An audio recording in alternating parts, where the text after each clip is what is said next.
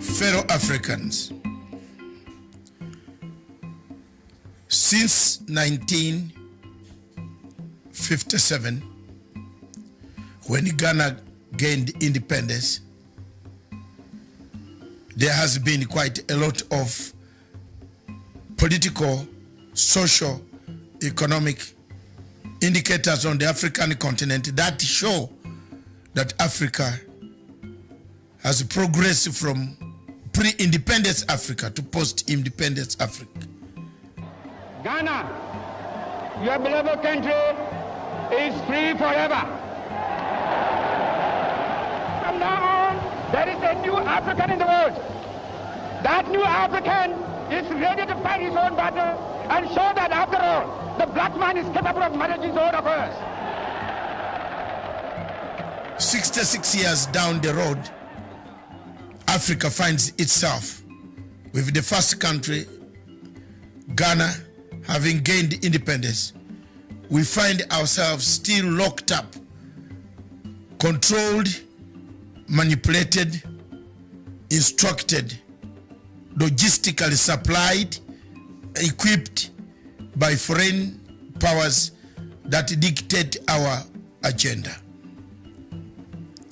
Africa is endowed with plenty of minerals, resources, good weather. The climate is so favorable for the growth of food enough to sustain us. But we find ourselves in countries where hunger is killing people. Hunger is killing people because most of the people have taken to arms to fight wars, conflicts. Starvation has taken the place of development.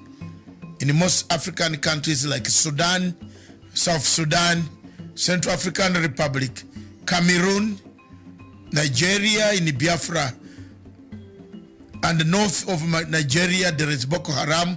Somalia, in the Horn of East Africa, we have taken to conflict instead of development. Development was the key indicator.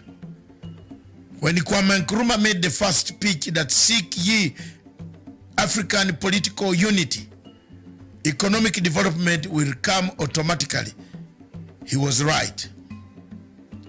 The events happening in Libya today vindicates Nkrumah, vindicates Nyerere, Sekou Toure, and Nasser, the founding fathers of our Pan-Africanism. The events happening in Central African Republic, in Congo today, as the war of rebels ranges on between the rebel and the rebels and the government and the government, and the rebels vindicates the founding fathers of this revolution. Our independence, therefore, was only on paper. Our independence, therefore, was only in symbols. Our independence also was in signs. Our independence also was in boundaries. That we received our flags, but we never received full independence as by the word independence. Most of the 3/4 of African countries, French-speaking countries, have their budgets being done in Paris. Is that independence? The Paris government or the French government does its budgets based on how much they will get from African countries. Is that independence? Is this the Africa that you want? Is it the Africa that we must look at? Is it the Africa that we shall leave for the future generation? If the answer to you is yes, then so be it. But if the answer is no, you agree with me that this is not the Africa we want to live for the future generation. Our generations and the future generation need to find a legacy. What is the legacy that Africa and African Union will leave for the future generation? The wars ranging in Libya, in South Sudan, in Khartoum, in Mogadishu, in DRC Congo, in Amazonia, in Cameroon, Boko Haram, Mali, in Mauritania, the uprisings in Algeria, all point to one thing, that yes, we are not yet independent. We are still controlled by external forces. Thank you.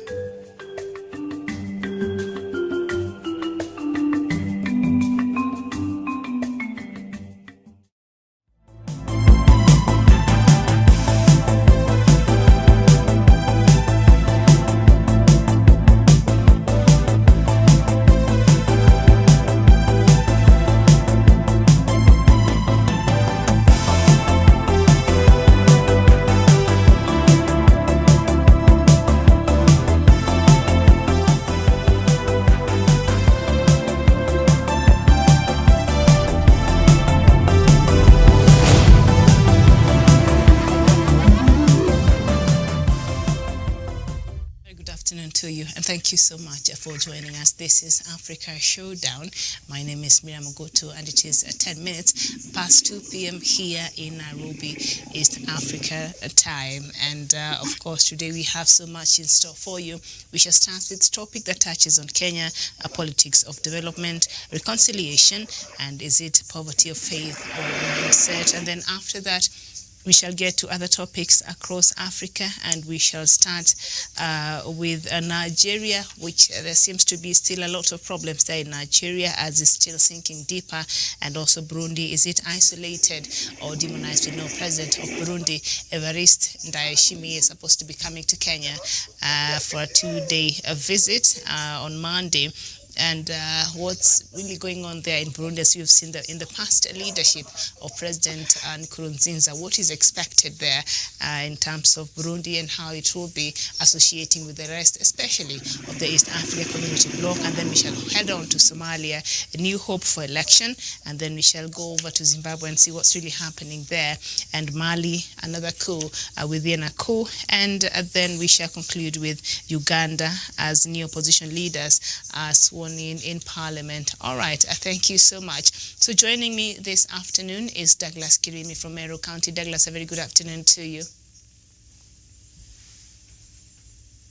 A very good afternoon to you, Miriam Ogutu, and to our crew at our headquarters in Nairobi, to Joseph Nyanchama, Dr. Joseph Nyanchama, my friend Sean Wesonga, Jevan Karanja, and Oresasina Tawish. Very good afternoon to every one of them. All right. Thank you for having me on the show. All right, nice to have you on the show, Douglas. And also we do have Daniel Wesonga. Daniel, a very good afternoon to you. Yes, very good afternoon, Miriam Ogutu at our headquarters in Nairobi. Good afternoon to my fellow panelists and also our viewers who are watching us from Nairobi, Kenya, the rest of Africa and the world at large. Good afternoon. Very well. We also do have Jevan Karanja from UK. Jevan, good afternoon. Good afternoon, Miriam. Good afternoon to our viewers wherever they are watching us from, and good afternoon to my fellow panelists. Thanks for having me on the show. All right, nice to have you. And also we do have Samuel Tawish coming to us from the lakeside city of Kisumu. Samuel, a very good afternoon to you. Good afternoon, Miriam, my colleague, panelist, and everyone who is watching us this afternoon. Indeed, I'm coming to you live from the lakeside city that is in Kisumu, just to bring you the live updates and whatever will be happening here in the run-up to the Madaraka celebrations that will be happening here on Tuesday, Miriam. Very well. Thank you so much. And we'll start it all for us. But before I bring you in, we also do have Dr. Joseph Nyanchama from Nairobi. Dr. Ari, a very good afternoon to you, and nice to have you on the show. Thank you, Miriam. Good afternoon to you. Good afternoon, my fellow panelists. Tawish, we see you in Kisumu, Dala. Right. I hope you will bring us great news from that part of the world. Thank you, Miriam. All right. Karibu sana. And so let's just go to Dala, as Dr. Nyanchama has said. Samuel Tawish is there because President Uhuru Kenyatta is meant to be leading this year's celebrations of Madaraka Day from Kisumu, and the Madaraka Day celebrations will be tomorrow. And so, Samuel Tawish, I don't know what is the feel from the ground. What are the people saying? Are they excited to receive President Uhuru Kenyatta tomorrow? Well, thank you so much, Miriam, once more. And just, if you may allow, just to correct on that point, the celebrations, Madaraka, will be happening on Tuesday and not tomorrow, as you have hinted. Sorry, on Tuesday. My bad. Go ahead. That will be, sure, on 1st of June. But again, we are expecting President Uhuru Kenyatta to land to the Lakeside City anytime from now, because his communication team had hinted that we'll be flying over to the city somewhere from about 3 p.m. or 4 p.m. if I'm not wrong. I mean, if I could just take you through that, he will be, of course, landing at the Jomo Kenyatta, that is in Kisumu International Airport. And then after that, he will head directly to the Kisumu State Lodge, where he is scheduled to have a meeting with elected leaders and leaders, especially drawn from the larger Nyanza region, and particularly the Luo Nyanza region, just to familiarize himself with the plans ahead of the developmental projects that are supposed to be launched beginning tomorrow and in the run-up to the Tuesday's major event, where we'll be having the Madaraka celebrations taking place right here in Kisumu. But as you asked, Miriam, really it is very exciting. I'm very enthusiastic to be here in Kisumu. The people of Kisumu are such welcoming. Of course, they're excited that President Uhuru Kenyatta will be coming over here.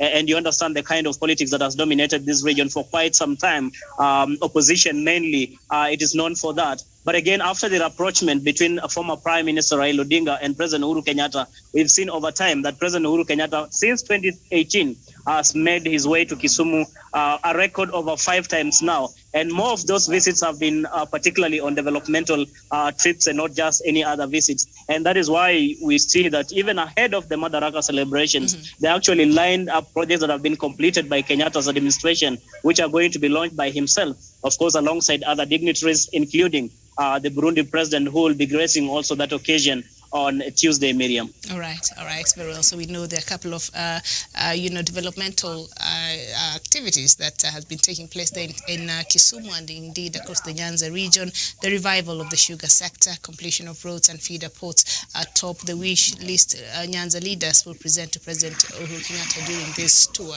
And I'm sure you've walked around Kisumu. You've seen how it is right now. Were you able to talk to the residents there, and how do they feel about the new even facelift we see Kisumu has right now and other development issues that Kisumu has been able to benefit from under the leadership of President Uhuru Kenyatta?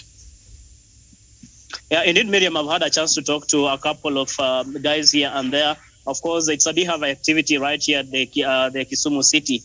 People are moving about their business, but more, the town is more of pregnant ahead of that visit by President Uhuru Kenyatta, and you can clearly see by the kind of activities. I mean, when you look onto the streets, there are full, people are around. And of course, there are also people who are working on some of these streets and major places where President Uhuru Kenyatta will particularly be visiting. And therefore, just to make final touches to make sure that when the president finally lands here ahead of Tuesday Madaraka celebrations, that everything is in place. But I can tell you authoritatively, Miriam, that the people in Kisumu are so much excited. Everyone who is around here, one, they are happy that President Uhuru Kenyatta is not just coming, but one is coming to launch more of developmental projects, those that are complete and some that his government intends to undertake. And another thing is that this year's Madaraka celebrations are so significant that are going to be hosted right here in Kenyatta Stadium, somewhere along, of course, along Kisumu Kakamega Road, which is in Mamboleo. That is where the Kenyatta Stadium is. It was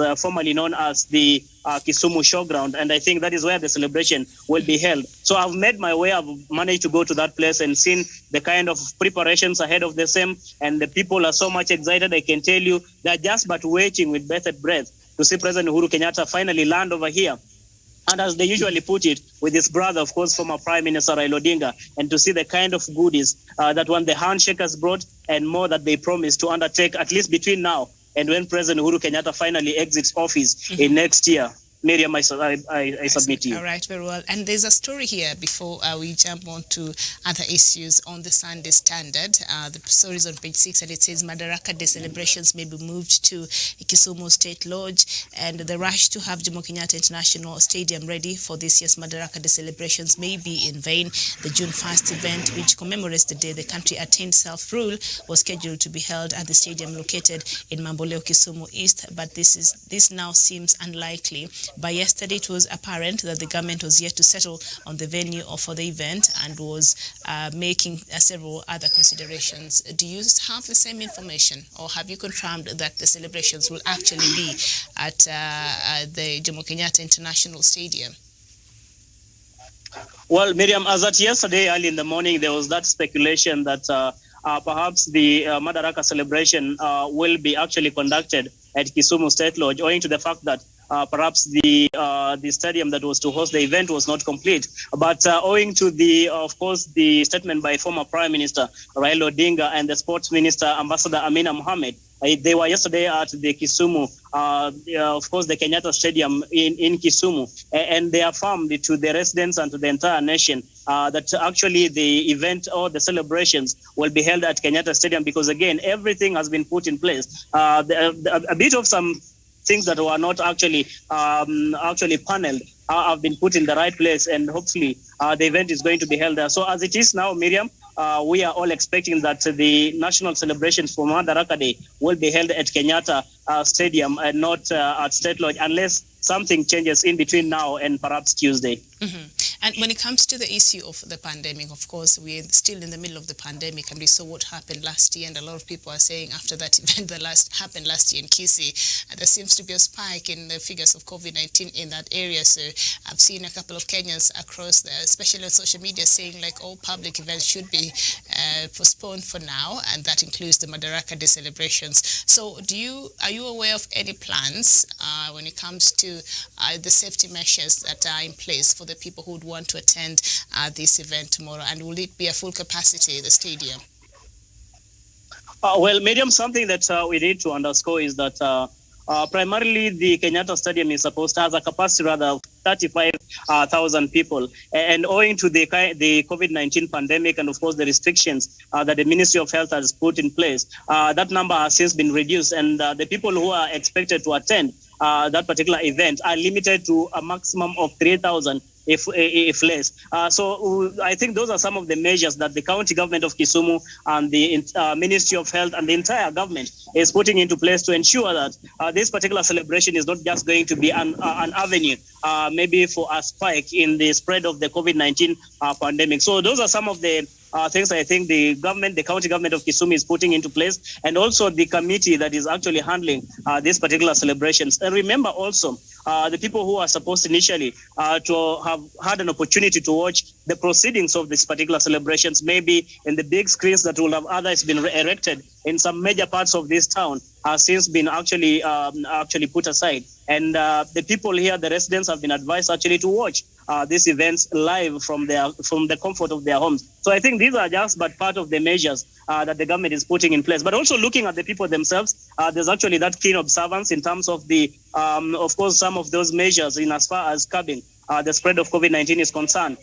I've looked around, and when I see everybody around who is actually around me, everybody is actually on their mask, and they are trying as much. I think Kenyans, to a large extent, are trying also to respond to this directive by the Ministry of Health to try and reduce the spread of the COVID-19 pandemic, Miriam. All right. And speaking of which, Tawish, yes, I'll leave you to have your mask on. You know that strain from India, I'm told, is live and well there in Kisumu. So I would like for you to be safe over there. I hope that you're safe wherever you were. Thank you so much for that update. And just for information, I equally have my mask with me, Miriam. And you're far away I just from had to remove it for the sake of this reporting. Okay, good. But again, after this, of course, I guarantee I'll be putting it on. All right, very well, Tawish. Please keep safe, and okay.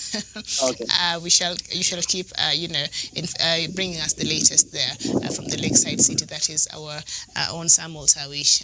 They are in preparation of the Madaraka Day celebrations that President Uhuru Kenyatta is meant to lead the nation on the 1st of June. That should be on Tuesday. So now I'll just leave that alone and get to the issue of reconciliation. And while speaking at the National Prayer Breakfast in Nairobi on Thursday, DP Ruto said the country's political leadership should unite and pursue critical national issues together, including the bid to amend the constitution. Ruto and his allies widely celebrated the High Court ruling that scuttled the BBI process, ending the 3-year quest to amend the constitution by Uhuru and opposition chief Raila Odinga. And just to underscore, President Uhuru Kenyatta did not respond to any of those calls by the DP during those prayer meetings there on Thursday.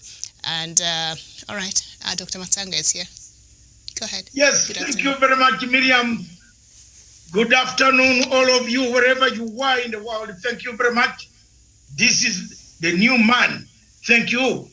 And Miriam, the question, and my fellow panelists, the question is, can you do a reconciliation without truth?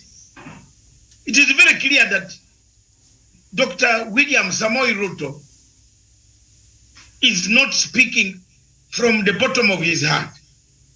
He has dismembered Uhuru Muigai Kenyatta's legacy.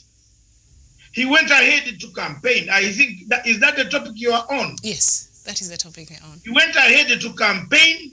He went ahead to buy people in the backyard of the president to go and create chaos for the president. He went ahead.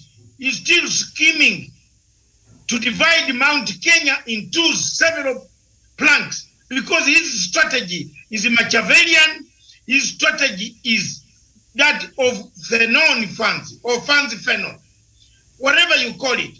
Look, you make sure that you know that Mount Kenya is the big zone for votes. What do?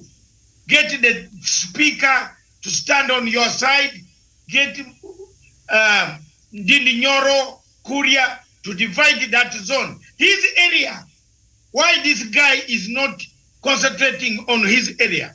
He has kept the Rift Valley under threat, not under control, under threat.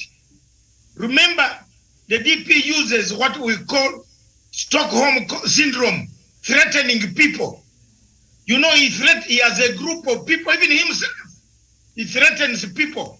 If you talk about him, he threatens people.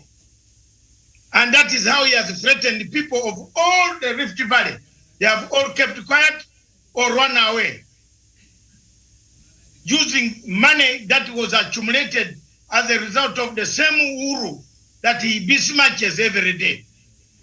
Other people can soften it down, but this son of Ugandan soil, as long as I know what he has been doing in Uganda, as long as I know what he has done with somebody in Uganda, which I know, I am going to expose him. I will talk. If I die, I will die. But I know him. Let the campaign start. Wacha tulete mtu nje, watu wamuone. This is a man who should not take over Kenya.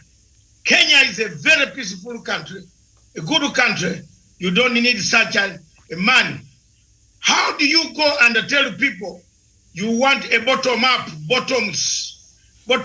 economy when you are corrupt? Why don't you tell people how shall we fight corruption so that the Kenyans can use their money to build hospitals?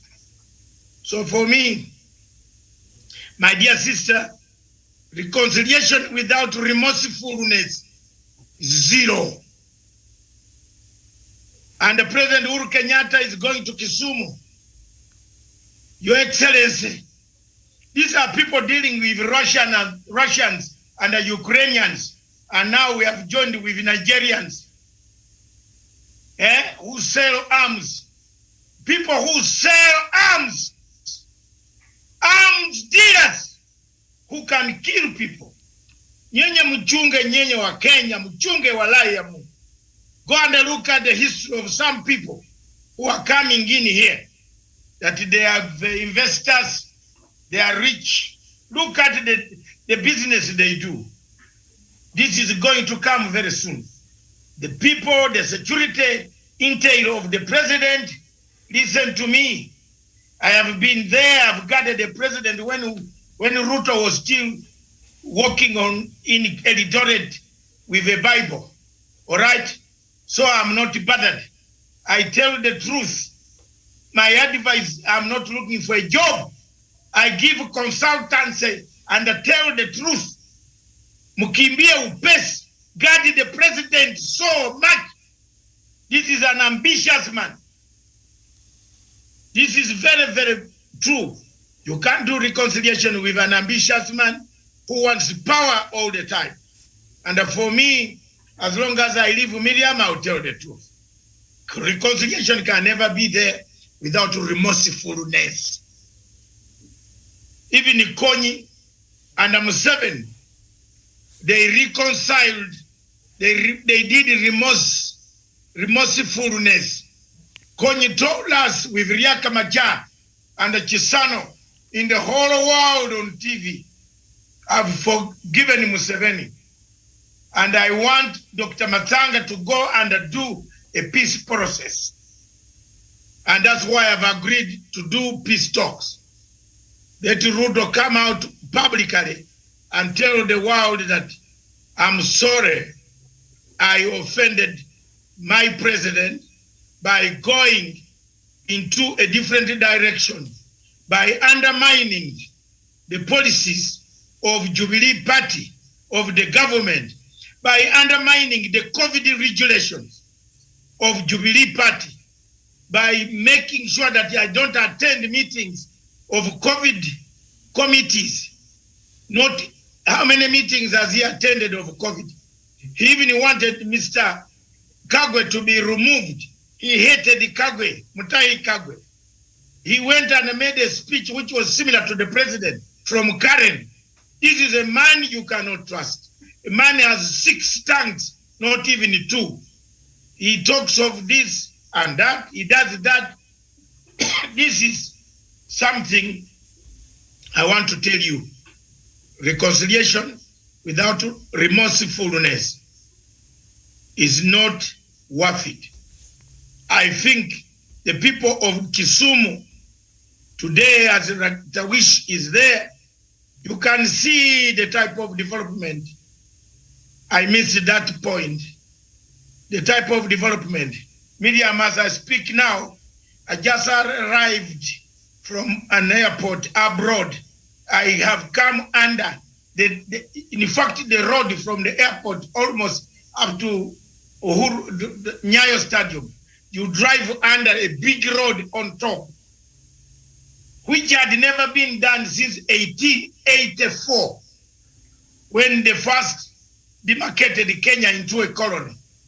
Uhuru has dug it. So what do you want? You can't undermine Uhuru. We shall not, we friends are not going to keep quiet. Maybe others can keep quiet, but this man, I will not keep quiet. I thank you very much. That is my take on reconciliation. Yes, it's necessary, but you can't do reconciliation with a man who has a sword in one hand, and then he says, I want to reconcile. Then go at night and tell Kuria to withdraw his candidate in Kiamba. And then he puts his candidate against the president Jubilee Party candidate. Surely. And pumps in their money. By the way, Miriam, where did the money for donations in churches go? Ruto no longer donates money in churches. Where is it? Is it running, or this new wedding is going to bring money? I rest my case. All right. Thank you so much. So DP Ruto asked for reconciliation and coming together at Douglas Kirimi last week during the national prayer meeting.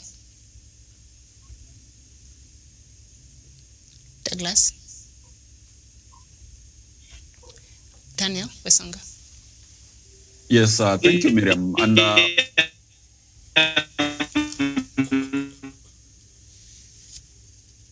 okay, you seem to be having a bit of a problem there with the reception of Douglas.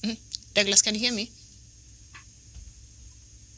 Yes, I can, Miriam. Okay, go ahead. What William Ruto is doing today, maybe no Okay, well, Douglas, we seem to be having the reception there is really, really terrible. If you can work on it, then join again, then I'll come back to you. Right now, Daniel Osonga, just go ahead. We apologize for that. Osonga. Thanks, Miriam. And of course, I ride in the same boat as Dr. Matsanga. I will say that political truth cannot come without the willingness of the other side to put down their arsenals and stop to attack the legacy of President Uhuru Kenyatta. William Ruto cannot be extending an olive branch with one hand, as Dr. Matsanga puts it, and on the other, behind his back, he's holding a machete.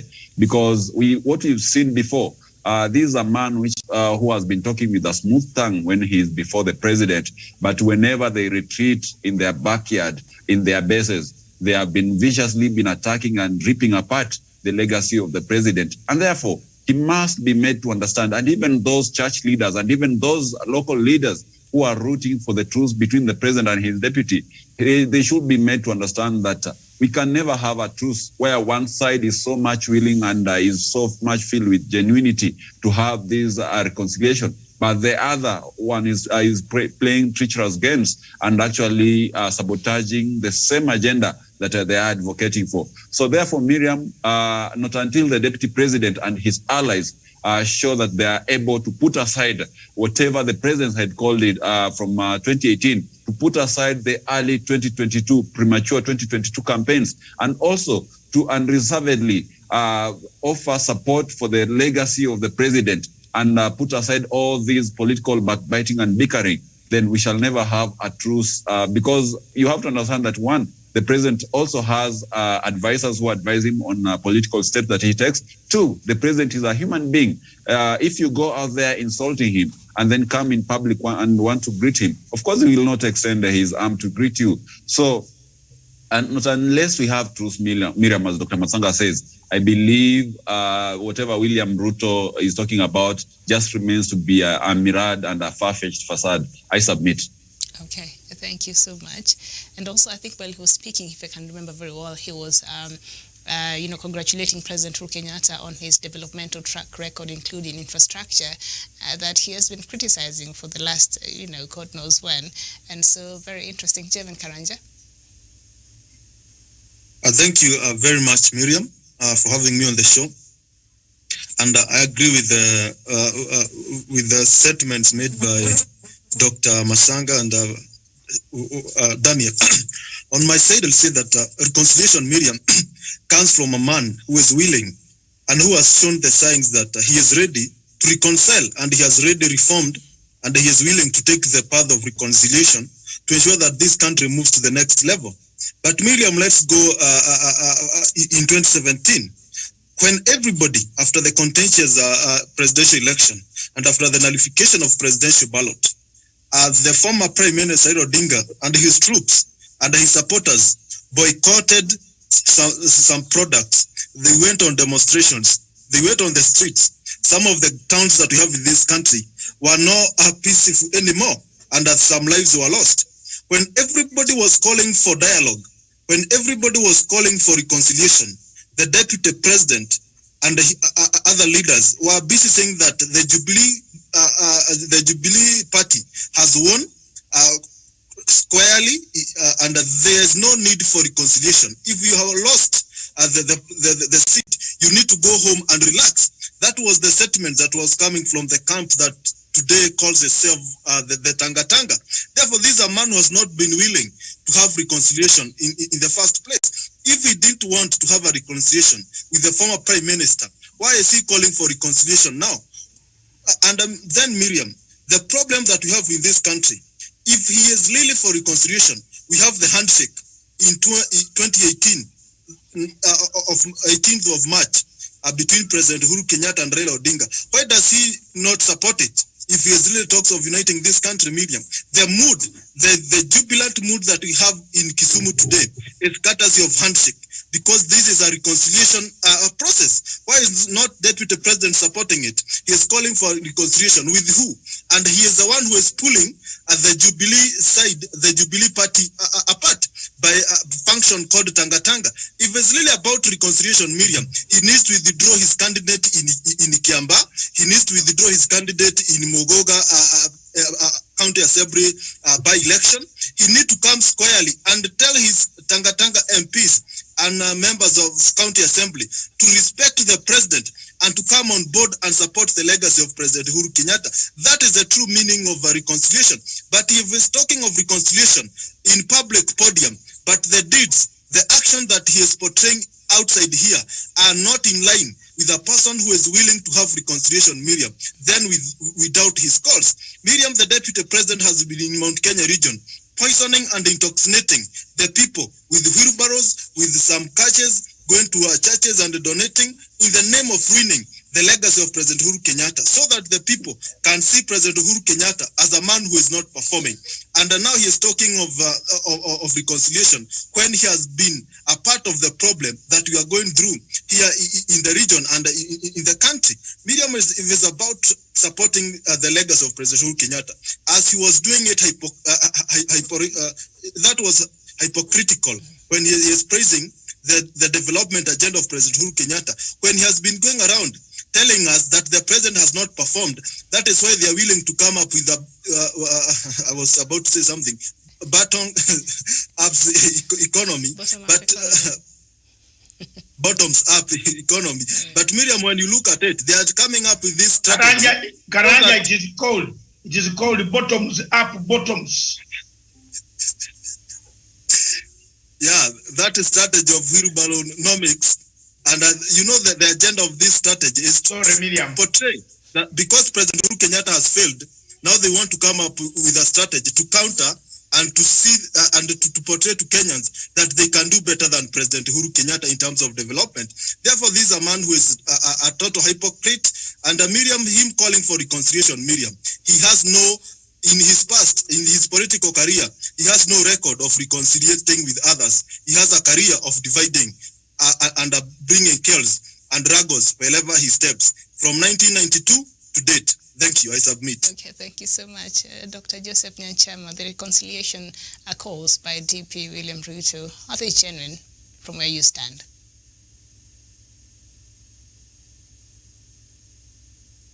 Dr. Nyanchama, okay. Yeah, Dr. Nyanchama is not there. Douglas, I don't know if you can hear me now before I go back to Dr.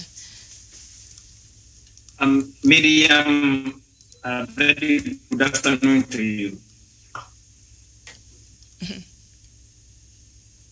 Miriam, what we are having today with William Ruto, the Deputy President of the Republic of Kenya, is pure religious and also political conmanship. This is a man that we cannot be able to tolerate anymore.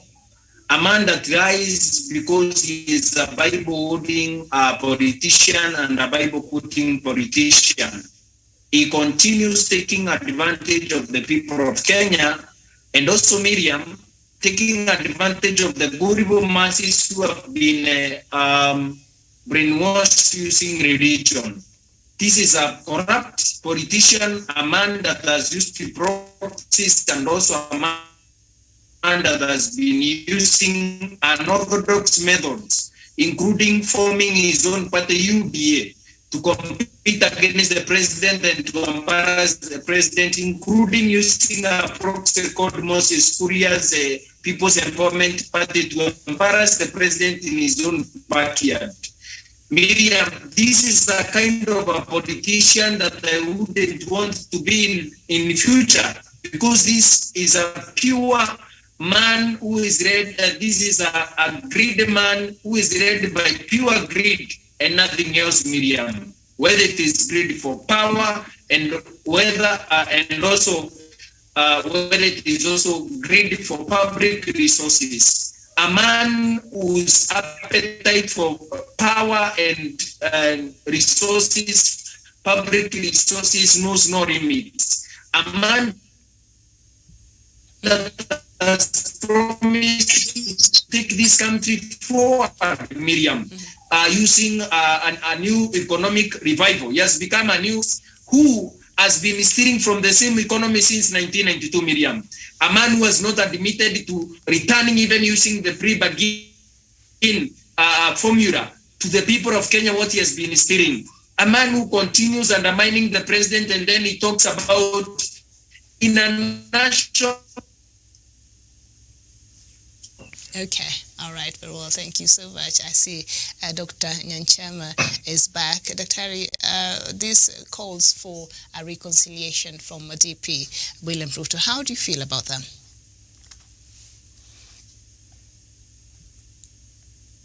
Dr. Nyanchama.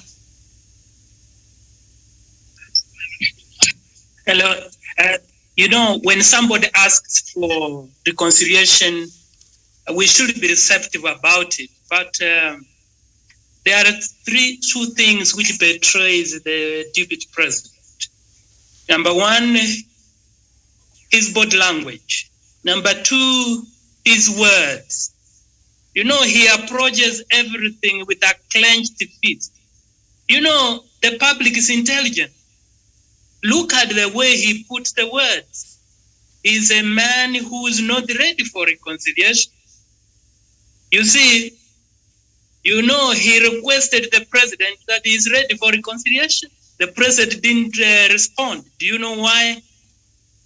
In fact, the president became annoyed because he believes on a philosophy, if you can refrain from one moment of anger, you can save 100 days of sorrows.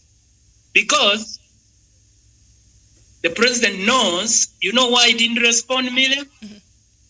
He knows that the DP is not ready for reconciliation. Look at his body language, by the way.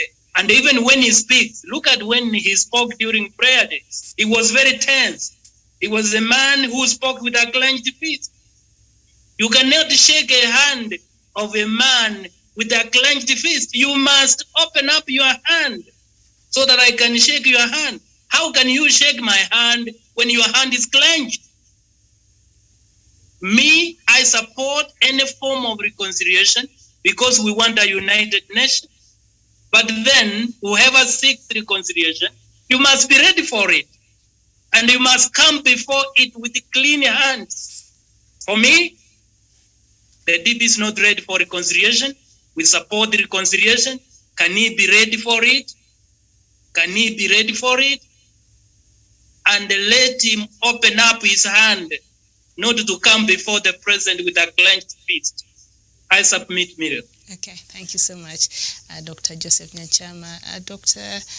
David Matsanga, could you just tackle for us the remaining two topics on Kenya? Is it poverty of faith or mindset? And also our NGOs are planning a coup in Kenya. If you can wrap the Kenyan topics for us. Thank you very much, Miriam. I go straight to the point and I hit direct in the hip. Look, you see, emanating from the above, the question that we can ask anybody, if you are a stranger in Jerusalem, is, do we have a poverty of faith? Yes. Is there something wrong here? Yes. Are NGOs planning to do damage, to bring this country to gridlock politics? Yes. Look at the sequences of events. 2 weeks, 3 weeks ago, they nullified BBI. The same NGOs went back to court using the same judges. They nullified all appointments, 128 appointments that the president had done as far as development and infringing the presidential orders and infringing the provocation of presidential executive order. Now, if you look at all those, Miriam, if you are a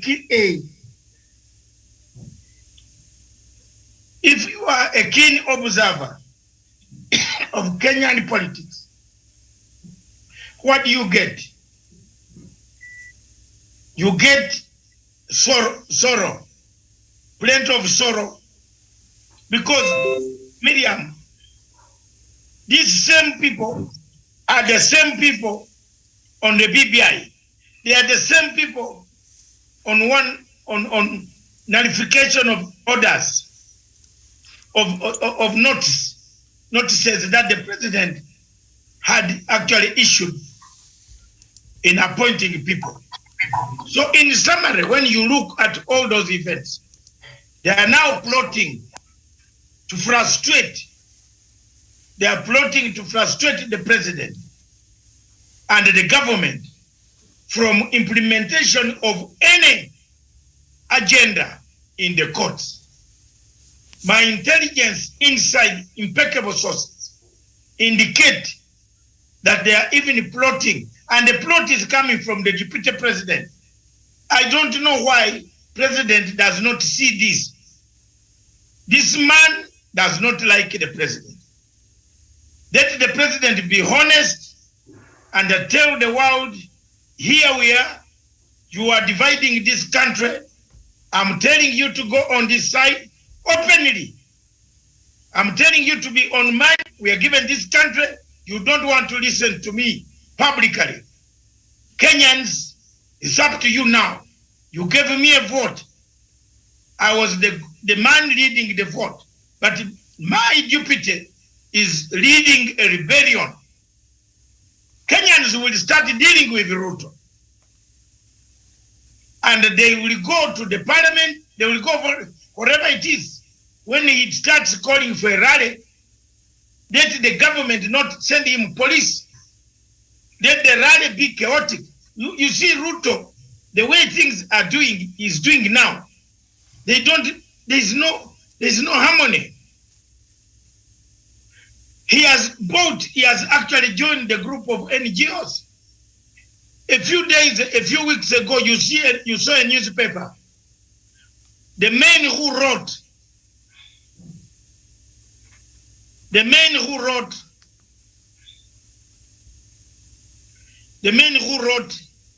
the ruling came out, the professors, 3 of them, they came out and confessed we are the ones who wrote the ruling that wrote down the BBI. If you look at that, Miriam, where are we heading? These are NGO professors. Some of them work with Americans very closely. So I know some of them. So where are we heading? People are plotting to bring chaos, a constitutional coup that will remove the president without any force. If you bring it to gridlock, a country comes to gridlock, it means you have now, the president can't function, the president can't appoint chairman, you have brought a sense of confusion. That's where we are heading. That's where we are heading, Miriam. Thank you. We don't need to waste much of the time. That's where the situation is. All right, very well. So now we're done with the Kenyan topics. So let's look at other countries across Africa, and we'll start with Nigeria, where there still seems to be a lot of trouble in this country, as kidnappers have released the remaining 14 students who had been held captive after being abducted last month from the northern Nigerian university. Some good news there. Armed groups have repeatedly attacked schools and universities in northwest Nigeria in the last few months, abducting more than 700 students for ransom since December. The inability of security forces to crack down on kidnapping gangs have sparked protests against perceived government inaction. Armed men had stormed Greenfield University in the northwestern state of Kaduna on April 20th. They killed 1 person during the raid, and in days after attack, murdered 5 of those they took. But still, There's been other attacks by bandits and Boko Haram across Nigeria. So one news on one side, but on the other side, things are completely getting out of hand. Doctor, start it for us. I think I will leave my colleagues, especially Tawish from Kisumu, for us to tackle. Miriam, for me, I've told you Nigeria is falling and falling deep. There is no state called Nigeria as we stand now. It has fallen and is falling deep into a crisis. So if African Union is not watching, it is their problem. If they don't want to watch, it's their problem. But Nigeria is falling deep. Maybe let's get Tawish before his battle gets finished for him to watch, to tell us something from Kisumu. Then I can see my colleague, Gerard Onyari, Prof, has arrived to help me as I take some water. All right, thank you so much. Yes, indeed. Samuel Tawish, the issue, already Tawish gave us some update from Kisumu at the beginning of the show, so we already covered that. No, yes. On Nigeria. Very well. Yes, indeed. Yes, indeed. Tawish, go ahead. Miriam, I hope you can hear me. Yes. Can you hear me, Miriam? Yes, I can hear you. Mm-hmm. Okay. Thank you so much, Miriam. And I think most particularly for this topic about Nigeria. And I mean, this is not the first time we are having this topic regarding Nigeria and what needs to be done so that we can have a semblance of organization, a semblance of what appears to be a country which is designed to actually succeed. Because again, as it looks, President of Nigeria, that is Muhammadu Buhari, has not been very keen really to listen to the grievances that are being raised by the people, especially on the side of the indigenous people of Nigeria, that is the Igbo people, largely drawn from the Biafra region. So I suppose for the people of Nigeria now, especially the Igbo people, the most important thing for them now is to concentrate so much on how perhaps they can have in as far as leadership is concerned. Because again, without that change in the leadership of Nigeria, it will almost be unattainable for the people of Nigeria to finally be in a position to realize that freedom that they've all along been yearning for. They've been asking for that referendum. They've been asking for that restoration of their restoration of Biafra. But again, President Buhari is not very keen to listen or grant the same to them. So one step at a time, Miriam, I suppose what needs to be done is to make sure that President Buhari has been dealt with and dealt with on the ballot. That is through elections. Once the people of Biafra, the indigenous people of Biafra can come together and join the other Nigerians together in as far as electing the new leadership, perhaps through that then we can have a forum within which they can converse and bring forth their grievances so that they can have a referendum to determine their fate. But as it is now, as long as we still have Buhari in that particular country, in fact, I'm afraid Dr. Joseph Nyanchama, who is listening to me now, one who says we should be wary whether really President Buhari is alive or dead. Is he really in existence? Because again, he seems not to be listening at all. He seems not to be giving an ear to the grievances that are being raised by the people of Biafra. So essentially what is important is for the people of Nigeria, first of all, the Biafrans, to determine how they can get rid of President Buhari. That will be the first step towards them realizing that freedom which they have been actually championing for all this long. Miriam, I submit. Okay, thank you so much. Professor Jared Onyari, karibu sana. Go ahead. Asante. On the issue, yes. Miriam, on the issue of Nigeria, we have said it here and again, ever and again. But nobody seems to be listening to what we are telling the people of Nigeria, Miriam. A country with a population of more than 250 million people, Miriam, is a country which can provide a market for itself, Miriam. You know, that is the population of the entire East African community, Miriam. A country with one of the largest depots of oil, Miriam. It's a country which should be a superpower in the continent of Africa, Miriam. But Miriam, poor governance. If you don't have respect for the human rights, remember what happens in Delta land, Miriam, where they go and where the oil is being mined, Miriam. There's destruction of the environment, Miriam. There's violation of the human rights, Miriam. People are being mistreated, Miriam. And even Ken Sara-Wiyo, Miriam, his life was taken because of standing to resist and defend the rights of his people. Miriam, you can see what's happening in the northern parts of Nigeria, the Burundi people and even the Boko Haram, Miriam. Miriam, when a country reaches into a point to Miriam of that it cannot protect its people, I am laying a background and I want to depict a picture of what Nigeria is. If you have reached a point where you cannot protect life and property of the people, Miriam, you are moving towards a failed state, Miriam. Miriam, in Nigeria, women and young girls are not safe, Miriam.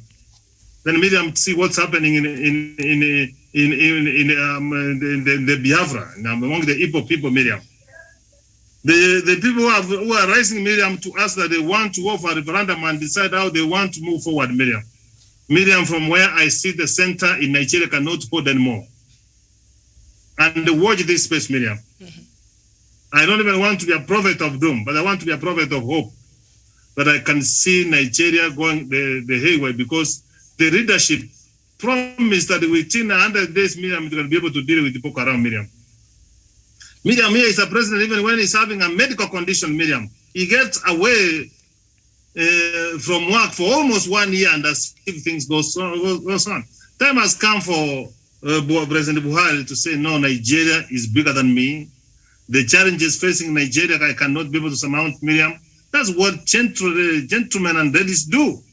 But this time clinging to power, Miriam, I'm trying to say again that the language of the Nigerian people understand most is the military regime, Miriam, which they have undergone in the past, Miriam.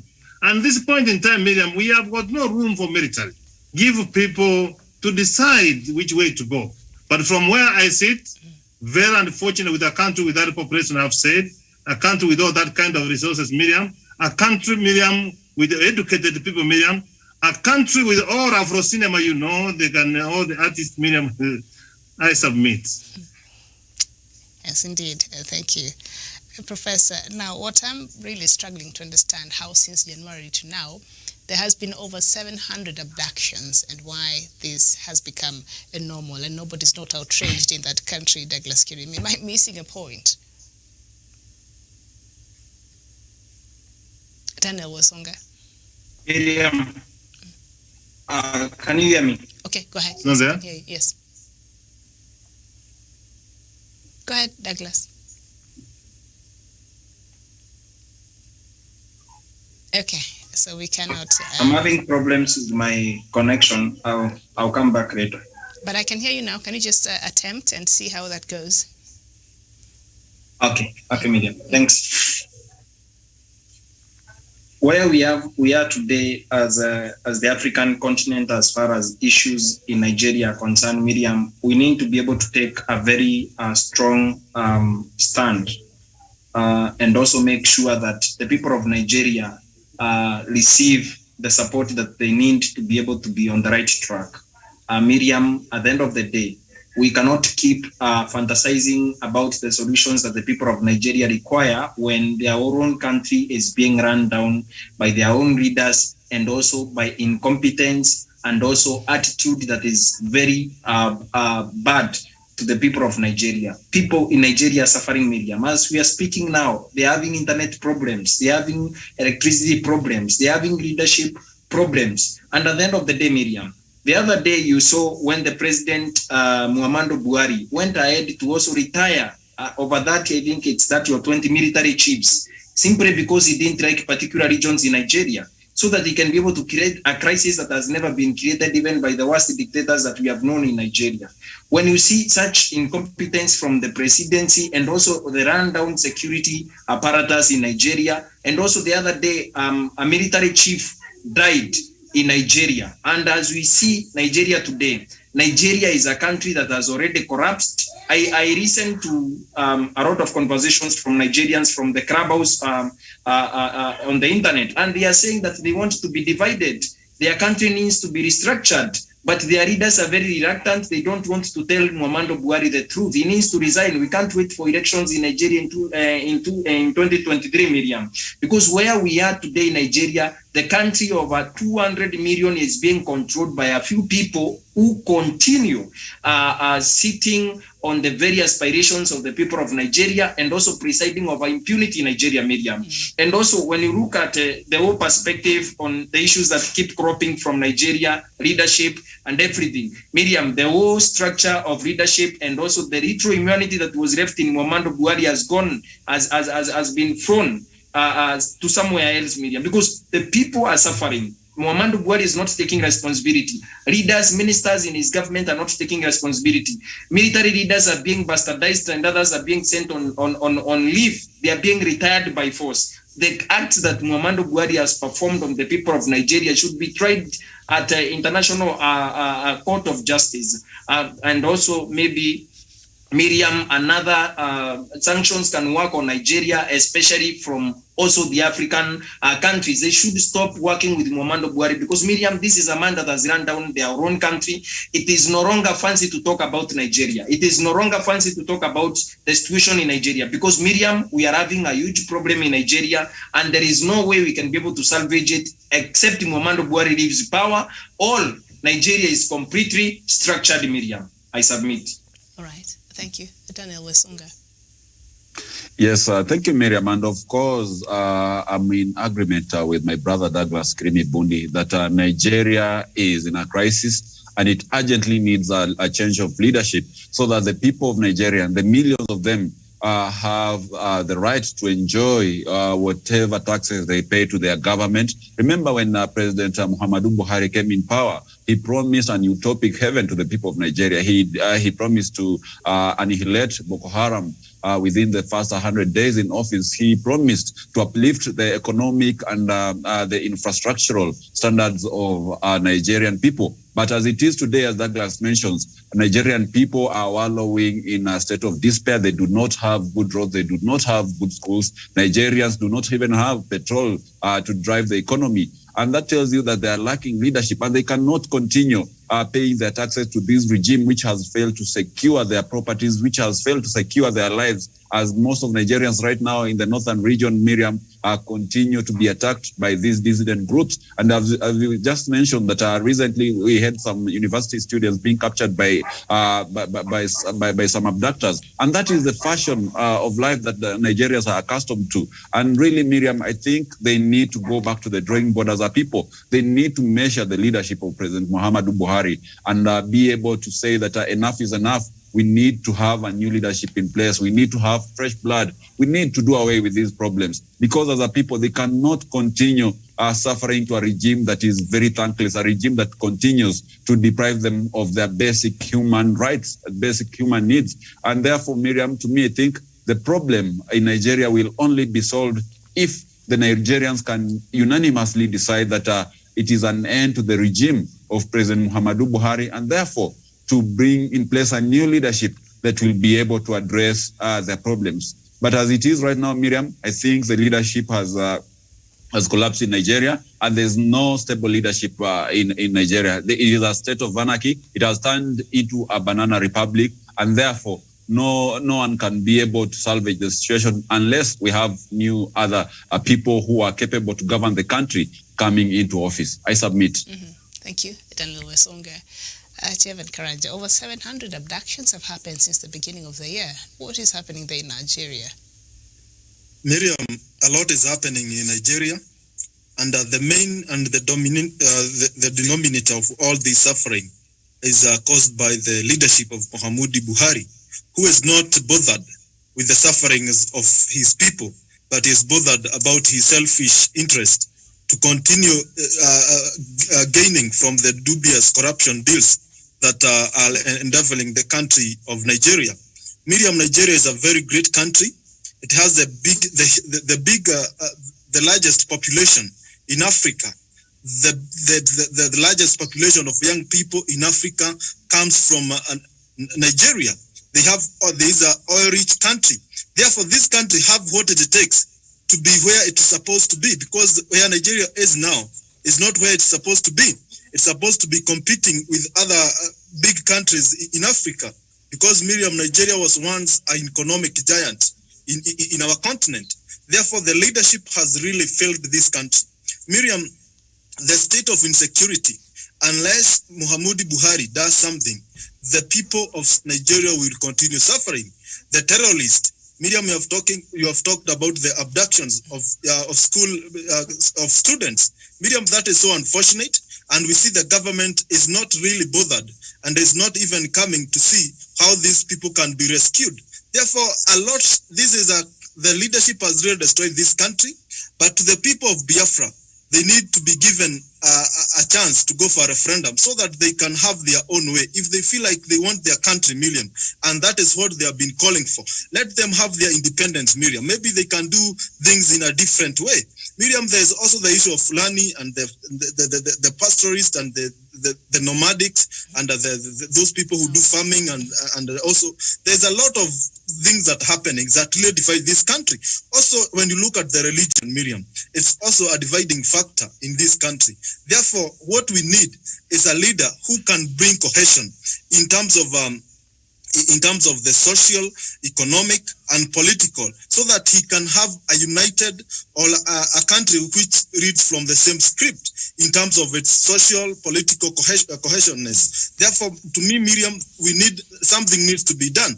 And people of Nigeria, they need to wake up and continue pushing for change, Miriam. I see they are doing it on social media, on the streets, Miriam. They need to continue with the same spirit, Miriam. One day they will get what they are looking for, and that is independence, that is freedom, Miriam, because even the media, the social media space, the larger media fraternity is suffocated in the country, Miriam. They don't know what is happening. A lot of information that is supposed to be in public domain is held by the government, Miriam. Miriam, when people ask information, Miriam, they don't grow, they don't develop, because information is power, Miriam. Something needs to be done. And Miriam, what they are doing is the right thing. Let them continue pushing for reforms. Let them continue pushing for good leadership, because, Miriam, the leadership that is in place is not alert, has outlived its mandate, Miriam. That is what I can say. They need a new regime of leaders, and subject these leaders, Miriam, who are causing them suffering, Miriam, to submit them, Miriam, to political oblivion, Miriam, so that they do not come back into the political arena to disturb them again. Asante. Thank you so much, Jevan Karanja, Chimamanda Chimaroke. Thank you so much for watching. Edison, you're saying UN and EU and US and UK and AU. All these people, you're saying they want civil war in Africa. That is why they've all kept quiet in what has been happening in West Africa. And you're saying that today, these people killed my brother today. Are you saying your brother was murdered today? That is what one of our viewers here is saying. And the rest of you, Dominic Nwando, you're saying, it is now that I know that AU is just biased. They're not existing. They are toothless dog, and they have to be. So what you're saying is AU is not really serving this continent. So thank you so much. Dr. Joseph Nyanchama, how can we normalize people just being picked and, taken away in the name of abduction? It has become very normal in Nigeria. Thank you, Miriam. I am still of the school of thought that the president of Nigeria is not sane. In fact, the people of Nigeria need now to demand the medical report to be published. And they set up an independent commission of medical experts to interpret the report for them. Miriam, have you met a madman? She will call you are the madman. We are talking about Buhari. He's looking at us that we are the ones who are not sane. Miriam, in this forum I said, why Nigeria seems to be very confused and a lot of problems? Person. If you slap me as Joseph, it's called an assault. If you slap my head of state, it's called a national incident. Because my head of state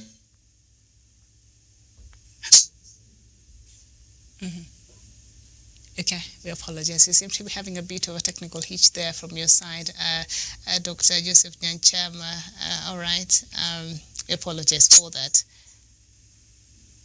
Hello, Miriam. Okay, go ahead. Oh, you lost me? You're here now. Continue. I was saying that the head of state is a personification of a nation, meaning that a head of state is like a nation which is moving. That is why the failure of a head of state of Nigeria seems to bring confusion in the entire republic. And in this case, if he is not Zen and is in Zen, then it means the entire nation is in insanity status. That is why you see a lot of problems.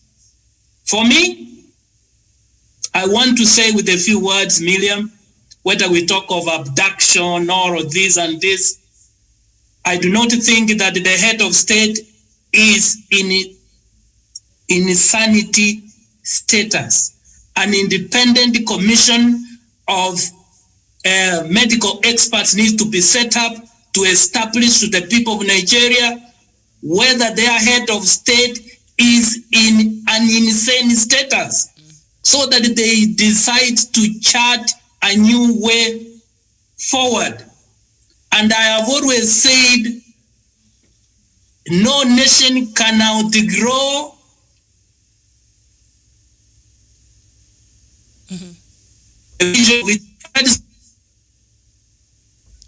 Okay, all right, Doctor, we seem to be having a bit of a problem there from your reception, but sorry, Miriam, I've had yes, thank you so much. I have had an unstable internet. Let me check it. All right, thank you so much. I submit for now, please. Thank you so much. That is Dr. Joseph Nyanchama. Professor Jared Onyari, what is happening here in Nigeria? Miriam, I did say that Nigeria is heading towards the rule of the military, and I've said that the President Buhari has lost focus. And Miriam, I've said that Miriam, that if you cannot be able to guarantee your people peace and security, Miriam, then what are we talking about? Haven't I said that women and children are not safe? Are you not seeing the killing and the torture and the violation of human rights in Biafra among the Igbo people, Miriam? So from where I sit, Miriam, and that's why we said that, Miriam, where is the African Union of the founding fathers of the continent of Africa? The dream which Kwame Nkrumah had, like Ben Bera, Jomo Kenyatta, Mwalimu Nyerere, Milton Obote, Kaunda, Kamusi Punda, Kamusi Banda, Miriam, Miriam. They were focused, Miriam, that they wanted the unity of African, Miriam, and to see Africa moving forward, Miriam. I have pronounced myself that Nigeria is rich in its resources, Miriam. It produces oil. I've said, Miriam, Nigeria has got a population equivalent to East Africa, Miriam. With that kind of population, Miriam, that is a huge market. That is a huge in terms of love. But Miriam, now the center cannot hold, Miriam. Miriam, if you mistreat God's people, Miriam, if you cannot treat people, Miriam, fairly, if there's no spirit which can be seen to be extended to the people, Miriam, then Miriam, that's not the country we are talking about. I am worried. I'm a worried man, Miriam. And when from my lens, Miriam, I cannot see Nigeria being Nigeria, the one we used to know, Miriam, a giant of Africa, Miriam. Nigeria is heading towards being a failed state, Miriam. See what the foreign people are doing to the people in the north, Miriam. So, Miriam, from where I sit, Miriam, and I've said, the president has been absent. There is a query on governance, the way Nigeria is governed, Miriam. And I don't even want to claim that it is President Buhari himself. It's handless, Miriam. The regime has totally failed. The best they can do, Miriam, is to relinquish power, and the new fresh election can be done by the people of Nigeria, Miriam. Look at the highest level of unemployment in Nigeria, Miriam. See the level of corruption, Miriam, in Nigeria, Miriam. What can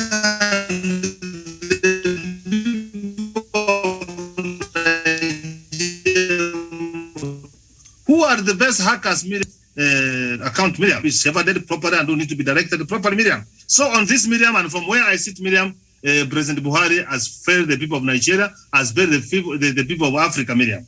Okay, thank you so much. If our elder brother Miriam so much is looked into Nigeria and Miriam, and if it's going the way it is going, Miriam, I'm worried. All right, and for good reasons. Okay, thank you, Professor Jared Onyari. Doctor, would you like to add anything to that before we move on to Burundi?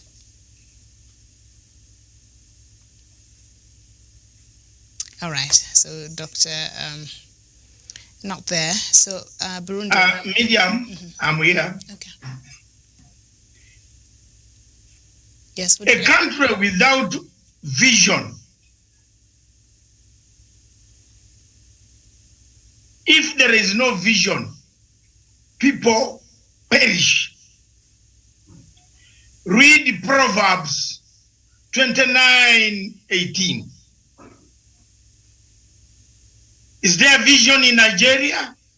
No. Are people not going to perish? They are going to perish. Nigeria today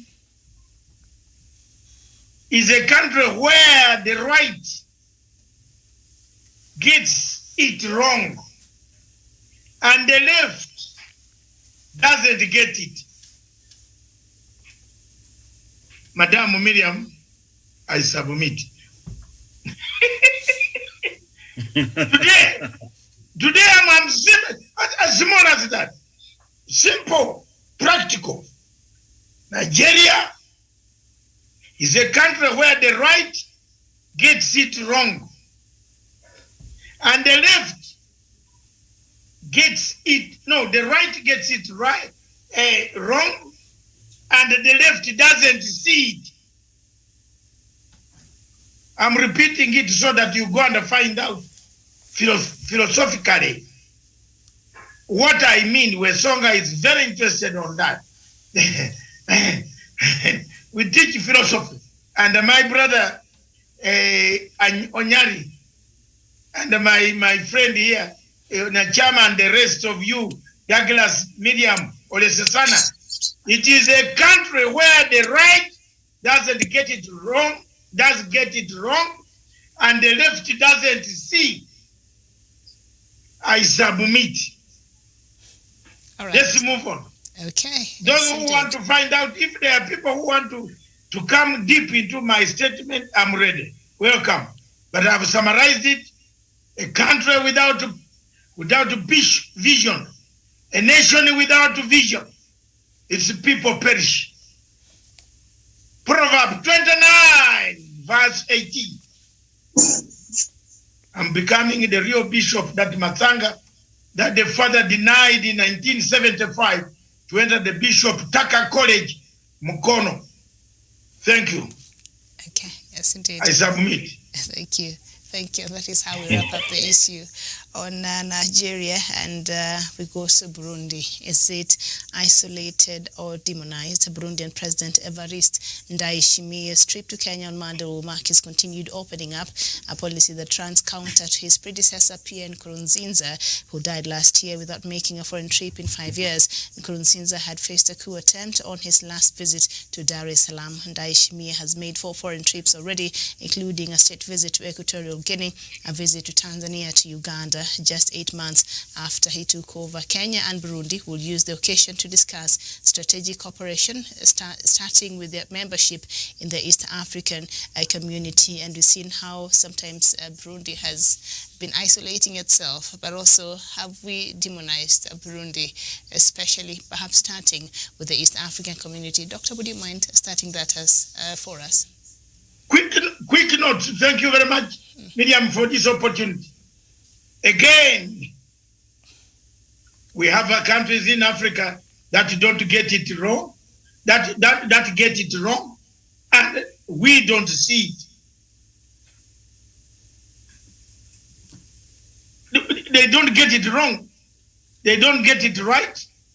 Then, but we we don't also get it wrong. We don't see. There is one good thing that Burundi did. Burundi is the only African country, and I believe as president of Burundi visits Kenya, let him give the president of Kenya a tip that Burundi is the only African country that walked out of ICC and said, thank you, bye-bye, enough is enough. That's one. Give them a credit. Give Nkurunziza a credit. It saved itself from any international action. Unless that international action, Miriam, goes through the United Nations Security Council on the floor of the United Nations Security Council, then you can sanction Fatou Bensouda or Amorphous Karim Khan to start moving into Burundi to pick up people. That's a tick for Burundi. And I give them a credit. Burundi has been demonized. But Burundi has got its reasons. If you see Uganda digging a road bypassing Rwanda and allowing Tanzania that we are actually digging this road, but we are helping you because there is no road around there anyway. The northern part of Tanzania, most of those parts, the roads are very poor. I've been there during those days and even this time, Chikagati, Mutukula, from Mutukula, all those roads in Kagera, in the Kagera Salient. The Kagera Salient will tell you the roads are not, things are not good in that basin. The Kagera Basin is one of the richest areas in the Great Lakes region. But we don't have many roads, infrastructure is very poor. So Uganda comes up and says, we shall build a road from Uganda up to Burundi bypassing Rwanda. So what does that tell you, Miriam? It tells you the friendship between Rwanda and Uganda might not come out clear for now. Because once that road is done, and President Museveni has commissioned serious engineers digging all the way from Burundi, and some are digging from Rwanda. They are using the other roads, Maram roads that used to be there, to enlarge them, to put bridges. I tell you, my dear brother, brothers and sisters, my dear sisters and brothers, it won't take long. But the point here is, as I submit, the point here is, there has been a demonization of Burundi, isolation of Burundi. Burundi itself and Nkurunziza had a beef with Kagame. The general who overthrew Burundi, Nkurunziza for a short-lived time, was overthrown by Tanzanian troops, and he fled across to Rwanda. So we have a problem. He has hidden somewhere there. We don't know. He's in the bush. Let's call it the bush. No man's land bush. Because we can't know where the problem is. Can I tell you the panel? I'm one of the few Africans who always will die by saying the truth. You cannot solve the problem of impunity in that region until you solve the problem of military quasi-dictatorship. Democracies. Should I repeat the statement maybe? Should I? I hope my friends have picked it. You cannot solve the problem of the region East Africa because it will affect Kenya, it will affect Tanzania until a resolution to the problem of military quasi democracies.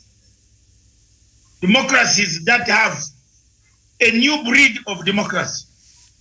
Look at the democracy in Uganda. Yes, the word democracy is there. People drive the cars normally. People respect the rule of law. People move. People go to the bank. People draw money in the bank. People send money. Those are some of the tenets of democracy. But when it comes to the core situation of what you cannot do and what you can do, there are things in Uganda that can be done by some people, but you cannot do them as an ordinary Ugandan. Or an ordinary man like Professor Onyali was there enjoying the food in Nairo Mansions a few weeks ago. I think in Serena Hotel. You must have passed. Onyali, you told me you were in Uganda, I think so. And I wished you good luck and enjoyment of the good soup and the granite sauce that comes through from the products of hard working Ugandans. But the truth is, it remains, if you look at the relationship between Museveni and Kagame, there is a word in my tribe that's something that you can't solve. You run away very fast. And what is that? Kaumpuli. A Wesonga knows what Kaumpuli is. Plague. Plague was considered like a COVID. So when an elder in the village says you are like a plague, it's a disease. So some of these things is you run away very fast. So what you cannot do, don't stick there. Don't stick there. Leave the men arrive at the valley of Waterloo. I don't know whether you are picking me now, Miriam. Let them arrive at the valley of Waterloo. Because for me, what I'm seeing now, unless President Uhuru Kenyatta wakes up very early, puts on his socks and the good shoes, and goes to Uganda and says, I'm the chairman of East African Community. And goes to Kagame and said, I'm the chairman of East African Community. Miriam, I want to submit. We are heading to the valley of Waterloo. I rest my case. All right. Thank you. Thank you so much, Dr. David Matsanga. Now we know, as I've mentioned there earlier, the predecessor to Evariste Ndayishimiye, President Pierre Nkurunziza, stopped leaving Burundi in 2015 after that attempted coup, and the way he was involved, especially in the East African community, was very wanting. And so his visit to Kenya, as we know right now, President Uhuru Kenyatta is the chair of the East African communities. I think he's doing a good thing in reaching out and trying to bring everybody on board. Will it bear some fruits at the end of perhaps the term as President Uhuru Kenyatta's chair of the EAC? Douglas? Daniel? Miriam, yes, I believe that the coming of President Evariste of Burundi is going to bear fruit when he speaks with President Uhuru Kenyatta of Kenya, because we also know that President Kenyatta is one of the fine, the most accomplished and fine diplomats around the region and also Africa as a whole. In fact, he is one of the presidents in Africa who have been able to be attracting people from different parts of the world leaders and all that. Actually, every time President Trump used to meet him, I saw some analysis on SBC and also NBC. I saw what they were saying. They were saying that the president of Kenya, President Trump, describes him as a man with a magic touch, and when he speaks to you, he speaks from his soul, and also make sure that he makes a connection with you. And that's why even President Trump of America liked President Kenyatta. So I believe even for President Evariste Ndayishimiye is something that is going to work well for his own country, and also for the people of Burundi to be fully integrated in the East Africa community, and also maybe share with him some snippets on leadership and also how to steer their own country to prosperity, infrastructure, and also peace and unity, which has been the hallmark of the administration of President Uhuru Kenyatta. So I believe for the people of Burundi, they are headed for better times, Miriam.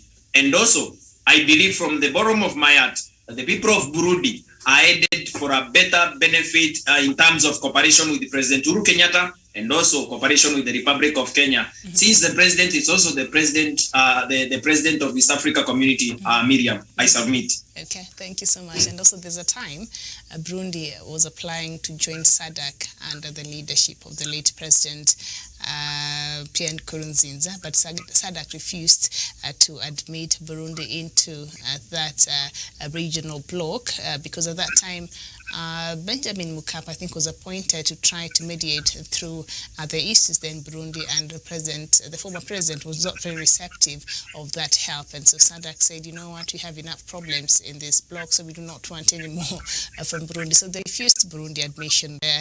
And so in that regard, President, the late, really was not very keen also in being very active in the EAC. And that was seen even to his death when he refused to cooperate with other countries, especially when it came to the fight against COVID-19. But now we see the new president really trying to reach out. And will it make any difference for the larger good of the EAC bloc, as Daniel Wasunga? Yes, thank you, Miriam. And of course, a departure from the previous regime's closed-door policy by President Evariste is a clear indication, rather, that the government of Burundi have actually done a diagnosis of the previous diplomatic policies in terms of commerce, in terms of even socio-political relations with its neighbors. And they've seen that actually it was not much paying off.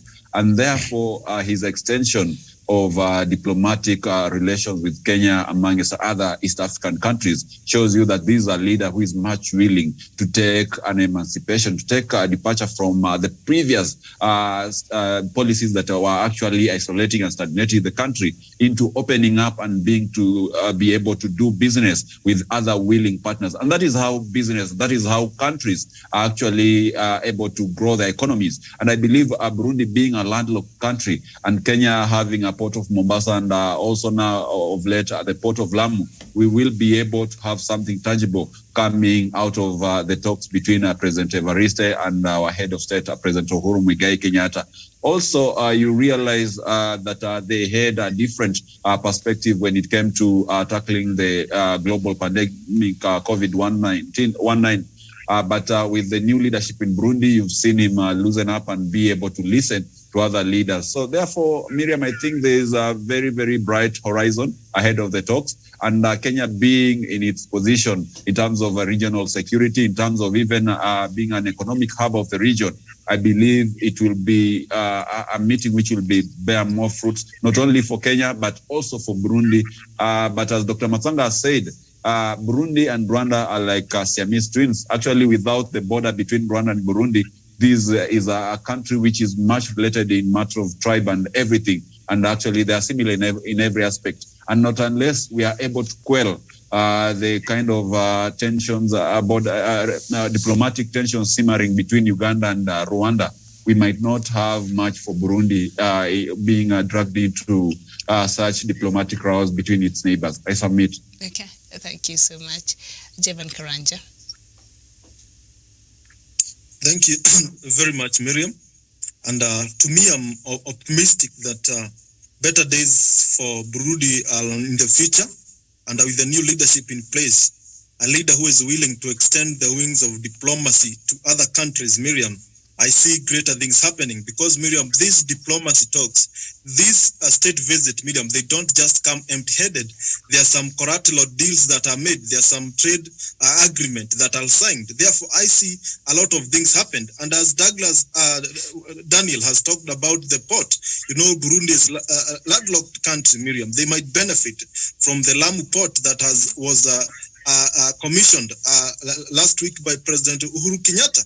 Therefore, a lot of things awaits. Better things await the people of Burundi in terms of cooperation, Miriam, and in East African community and so on. Therefore, Miriam, this leader, the new president, is quite different with the Nkurunziza in a way that he is really willing to ensure that he cooperates with other leaders in the region. He cooperates with other like-minded leader, and him coming to Kenya, Miriam, President Uhuru Kenyatta is not just a Kenyan leader, but he is an international figure, Miriam. When you go to Africa Union, the United Nations, Miriam, President Uhuru Kenyatta is known for his charismatic leadership. Therefore, the president of Burundi might learn 1 or 2, 3 things, Miriam. And you have seen President Uhuru Kenyatta trying hard to bring all Kenyans together, to bring cohesion, to bring prosperity, and to bring economic diversification in our country. And we have seen a lot of infrastructural projects being launched. We have seen the GDP of our country growing. Therefore, Miriam, these are some of things that the president of Burundi will maybe take home and try to implement as he goes back to his country. Therefore, a lot of good things are coming in future. And Miriam, if we continue with the same spirit, Madam Suluhu, president of Tanzania, was here. Therefore, Miriam, also in the issue of East African community, Miriam, we might be rekindling the spirit of East African community to be a vibrant, to be a giant bloc in Africa, Miriam. Thank you. I submit. Thank you so much. And it's interesting you brought in the issue of the president of Tanzania, President Suluhu Hassan, who said, Tanzania is not an island, and so we need to reach out and, improve on our diplomacy with other countries when she came when she was making some speech after she was made president there in Tanzania. Is it perhaps the same attitude that we're now seeing from Evariste Ndayishimiye, the president of Burundi? After a long isolation by former president, now he realizes Burundi needs to reach out and perhaps improve on its diplomacy with other nations. Samuel, Tawish?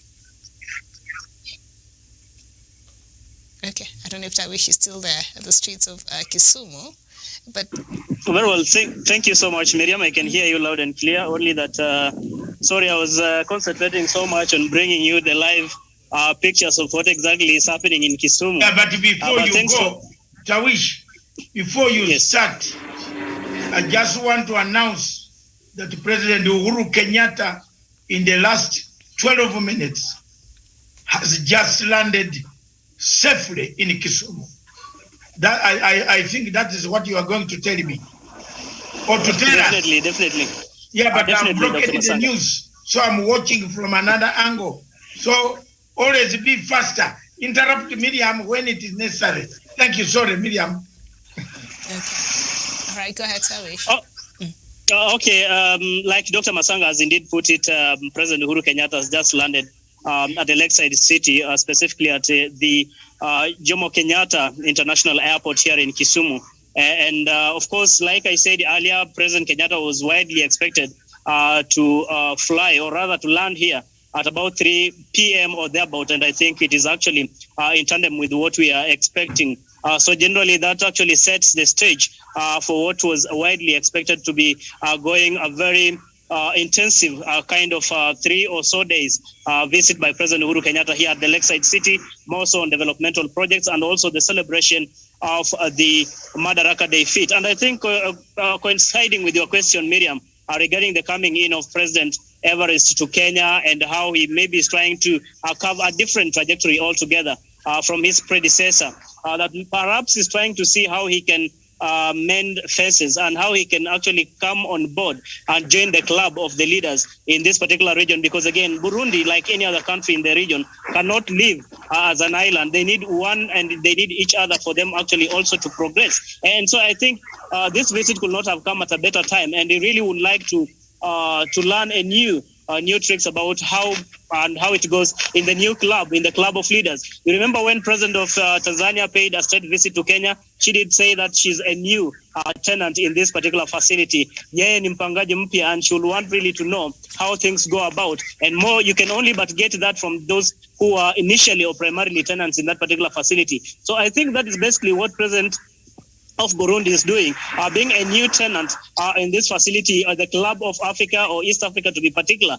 He would like to learn a few things, a few tips here and there, how things are being done, especially when it comes to leadership, and how he can actually integrate Burundi and the rest of the East Africa and Africa at large. Miriam, I submit. Okay, thank you so much, Dr. Joseph Nyanchama. And of course, Ndayishimiye has been the president there for a year now, I believe. The former president died last year, I think in May, a few months before he was inaugurated. But yeah, so he's been there quite a while, but he's still new, if you were to go by that. Dr. Joseph Nyanchama. Thank you, Miriam, and my fellow panelists. First of all, let me reflect to the panelists what Isaac Newton one time said. If I have been able to see any further, it is because those who were before me gave me a shoulder to stand on. And a great man, even Isaac Newton himself, he was a scientist. He acknowledged that if you have to grow, if you have to see further, you must seek for a shoulder to stand on. The president of Burundi, in fact, having realized that in the East African region generally, Uhuru Kenyatta is one of the most receptive and generous person who can share with you great ideas.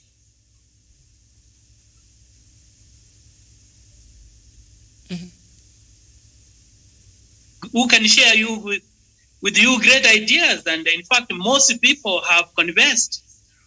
And relatively, Burundi, in terms of development, in relative terms, within the region, it seems to be a bit behind. And the new president needs to forge a formidable way forward to put his country at a higher threshold of the development agenda.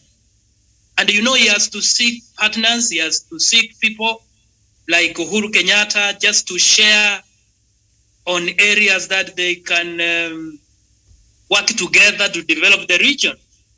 And I think his coming to Kenya is a timely decision on his part. And as Dr. Masanga said earlier, some leaders within the region tend to suffer from personal egos, especially those who have taken over through military. Some of them tend to bring their personal interest as if the interest of the nation they lead is equivalent to their interest.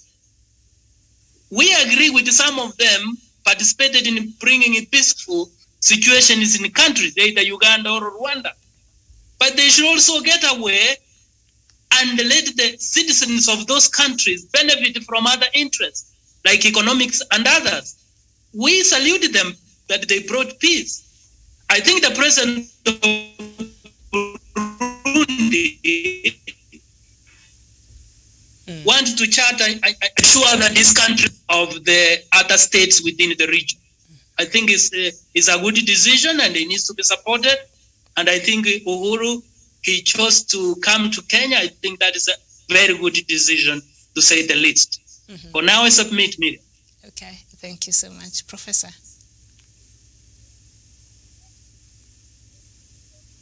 Prof.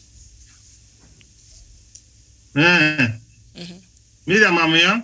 Yes, so the visit by a Burundian president to the country tomorrow.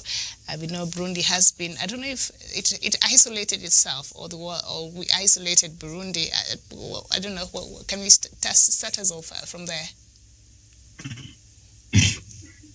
Yeah, Miriam, you need to understand Burundi. When you talk about Burundi, Miriam, it's a small country. Burundi is a landlocked country, meaning it has got no access to the ocean, Miriam. Imagine, Miriam, the goods which come to Burundi has to pass through Kenya or pass through Tanzania. And with the nightmare that the Uganda and the Burundi, which Dr. Masanga has clearly said, so it means that their goods are not going through Burundi, not through Kenya, Uganda, Burundi, Rwanda, and then to Burundi, Miriam. Miriam, very well, you must be able to understand that Burundi is underdeveloped in terms of manufacturing sector, Miriam. But one thing you should be proud about Burundi, Miriam, is self-sufficient in food. And that's their strength, Miriam.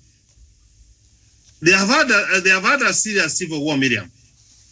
And the country of Burundi, Miriam, there is overpopulation. So when you become a leader for the region, Miriam, one of the things, Miriam, you have to scan and do a SWOT analysis, Miriam, of your country to know what are your strengths, what are your weaknesses, what are the opportunities, and what are the threats. And then, Miriam, let me just tell you, it happened that my university, United Graduate International Seminar University, Miriam, it honored Nkurunziza and the wife. And we, with my chief chancellor, Miriam, you know, Miriam, what happened in 2015, I'm giving that background, Miriam, so that I connect why the current president has got no choice, Miriam, but to improve on international relations. What the president was told, Miriam, you need not, Burundi is bigger than you. It is good the rank is power. And here, this is what he want, he said, and Miriam, and I've got tremendous respect for the late Nkurunziza, Miriam. Even his death, Miriam, is we don't really understand, because in Africa, you know, every death must be caused. Be it as it may, Miriam, he said that in Burundi, there are still men and women who can take that country forward. And I can see the current president, Miriam. He has changed the strategy, Miriam. And Miriam, President Uhuru Muigai Kenyatta is not just an ordinary president you see in the continent of Africa, Miriam. President Uhuru Muigai Kenyatta is a Pan-African, Miriam. President Uhuru Muigai Kenyatta is a prince, Miriam. He is the chairman of East African Community, Miriam. He is the chairman of Peace and Security in African Union, Miriam. Miriam, President Uhuru Muigai Kenyatta sits in United Nations Security Council as an underperforming member. Miriam, if you are a president of any country in Africa, you mean you can afford not to reach this man? Miriam, that's one of the panelists who has said, Miriam, it is in this country whereby you don't respect President Uhuru Muigai Kenyatta. And if you want to hear this, ask Dr. Masanga. He is not a Kenyan, but he is seeing something good and great, that the talent and the skills of President Uhuru Muigai Kenyatta. He is committed towards having United States of Africa, Miriam. You see, did not take wrong, Miriam. Even the way he was very, very provoked by the late Magufuli, Miriam. He took it cool. See how they have resonated very quickly with Mama Suru. You see now we are at the reef, Miriam. So what I have no doubt, Miriam, that we will continue to reach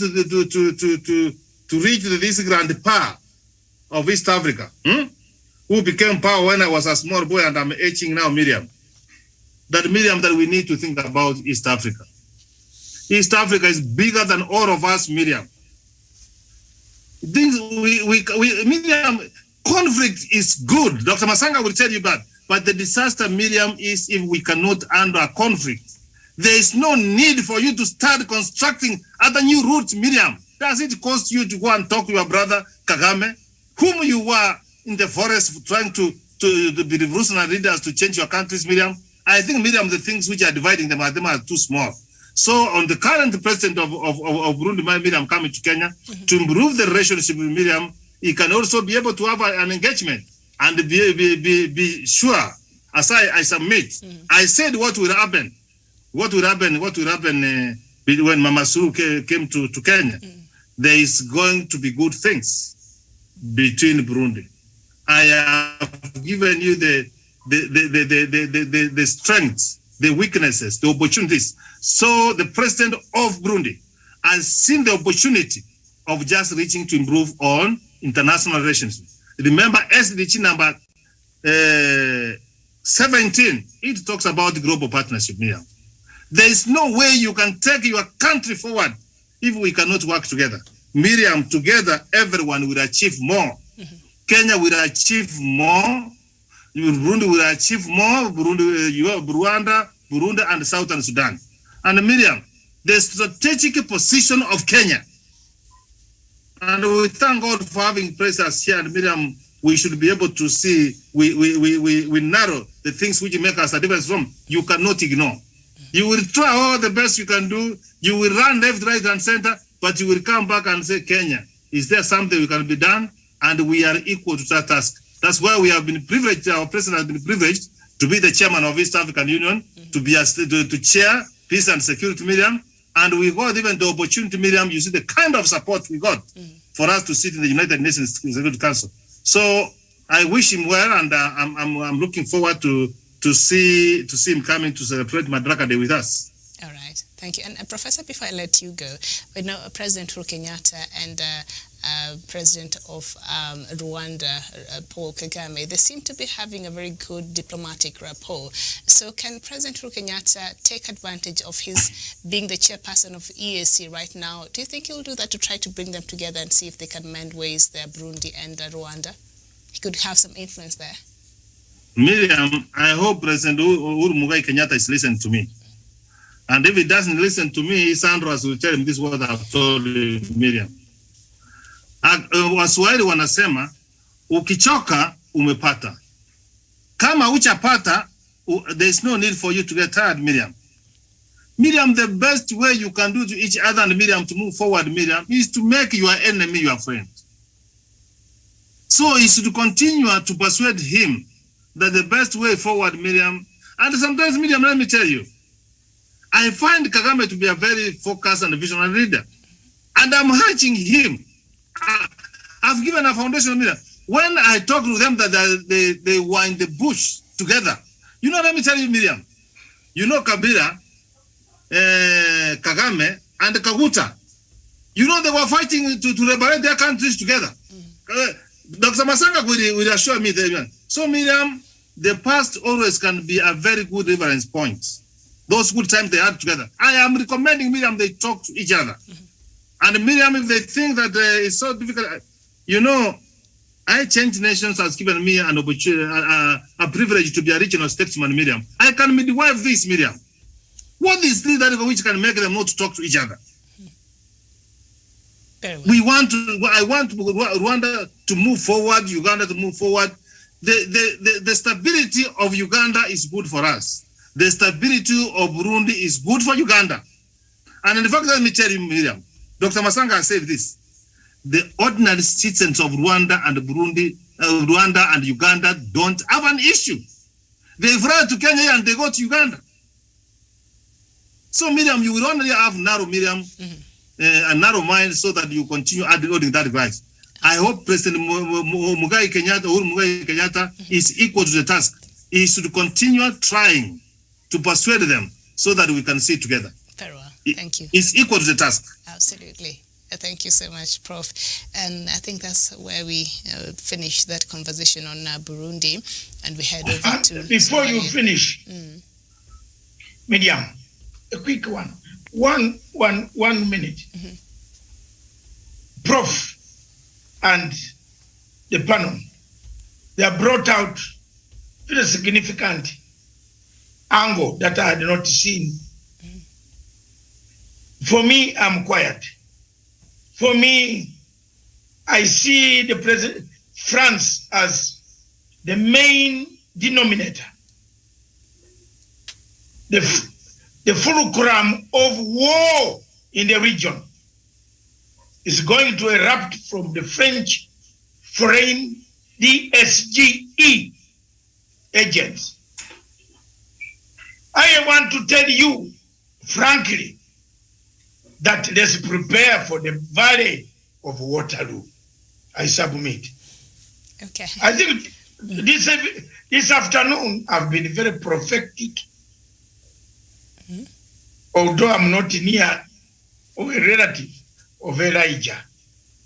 But I see the horizon full of the Valley of Waterloo. If a man decides to create a path, even in the local villages,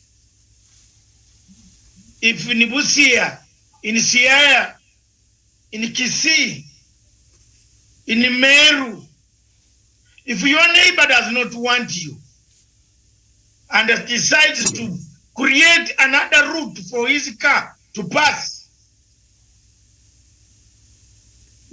what else do you want to listen? What else in Meru would you say, do you have a neighbor or you have a battlefield? The valley of Waterloo is about to be seen. Miriam, I submit. Okay, thank you so much. And so, yes, Somalia, new hope for election. Political leaders in Somalia agreed on Thursday on a framework for long-delayed national elections, hoping to avert a crisis that could push the fragile Horn of Africa country into political violence. The agreement signed by Prime Minister Mohamed Hussein Roble and the leaders of 5 regional states laid out a path to parliamentary elections to begin within 60 days. Speaking at the signing ceremony following 4 days of talks in Mogadishu, Roble said the government is committed to implementing the agreement. Talks for holding election between the federal government and regional leaders began in March but broke down early April as the two houses of parliament clashed on the status of President Mohamed Abdullahi Mohamed, also popularly known as Farmajo. So, okay, Somalia seems to have gotten its house in order there. Is it too early to start celebrating this new, hope there in Somalia, Doctor? Yes, it's too early. And I just want to submit. I have no faith in President Farmajo. Neither will I have faith in any surrogates who have refused to remove the ICJ case that has brought all these problems that we see today that surround Somalia. Therefore, my stand is, and that today I want to submit, I'm being very hot today. And that's the way we want to go. Fact. Until President Farmajo is removed from power, I have nothing else, nothing new that I will tell you. I submit. Okay, thank you. Douglas Kirim, is it too early to celebrate this new breakthrough in the talks in Somalia in regards to elections that are supposed to be happening there, they've said, within 60 days? Douglas? Okay, Daniel. Miriam, okay. I want to agree with what Doctor said. Mm-hmm. Yes, go ahead. Yes, Miriam. Go ahead. I want to agree with what Doctor said. Anything else that does not remove Mohamed Abdullahi Farmajo from office is a pure charity. And also, Miriam, we need to be able to, first of all, yes, we need to be able to tell us it is, because as far as the issues in Somalia are concerned, they are not addressing the real issues. The Indian Ocean maritime issue and other pertinent issues in Somalia. Mohamed Farmajo continues holding office illegally, and we need to be told, Miriam, is Mohamed Farmajo leaving office in Somalia? We need to be told they don't want to see Mohamed Farmajo himself for office concerned and any other right. Mm-hmm. Okay, having a bit of a challenge from Douglas's side today, but it's okay. We apologize. William, can I have my final word because I want to step out? All right, go ahead. We're giving our final submissions. I believe it's. Let me just have this to say, Miriam. Mm-hmm. We have spoken very, very much on Somalia, Miriam. We are not separating, Miriam. The right thing to do, Miriam, is to have good governance in the continent of Africa. You know, that is my subject, Miriam. So for the major, it's not that I am not a Somali, I'm not going to vote, but subject yourself into periodic and regular election. That is what democracy and good governance is. So I hope that the people of Somalia is one thing to be given an opportunity, Miriam, to go for that direction, but another one to be rigged, Miriam. So what do we expect from my end, Miriam, until I see free, fair, and credible elections, Miriam? That's when I will celebrate. I submit. We really have no hopes. Faith in the ongoing. I had a bit of faith, and I wanted everybody to just stay away and leave Somalis to try and at least agree on a date for their own election. And they seems to have done that, but we don't have a lot of confidence. Is it, Daniel Wesonga? Why do you think this is it? Miriam, thanks. And of course, we know this question of Somalia has been quite a topic on this television. And we all know that the resolution by the Somali government to accept to hold elections was due to much external pressure that came from the international partners and also the regional players. And therefore, when it comes to elections, I think I take the same view as Dr. Matsanga, Professor Jared Onyari, and my good friend Douglas Kirimi Bundi, that they are more likely to betray this trust that has been given to them by the people of Somalia to conduct a free, fair, and credible election. Because this is a regime which has been seen to rescind from their previous agreements. Remember the other day when they said that they are now open to extend a hand of reconciliation with the Kenyan people, with the Kenyan government rather.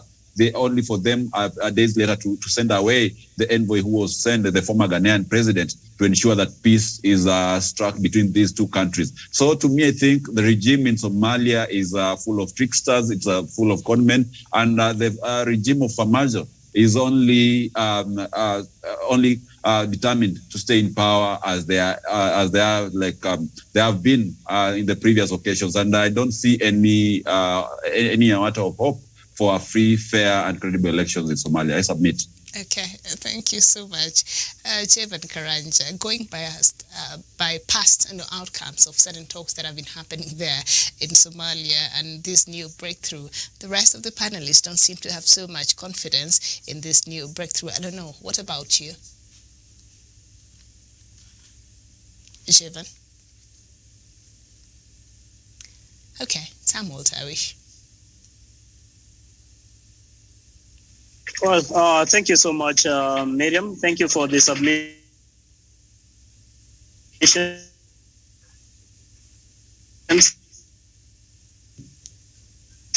From my colleague panelist, indeed, it has been a very fruitful that you're asking Miriam portrays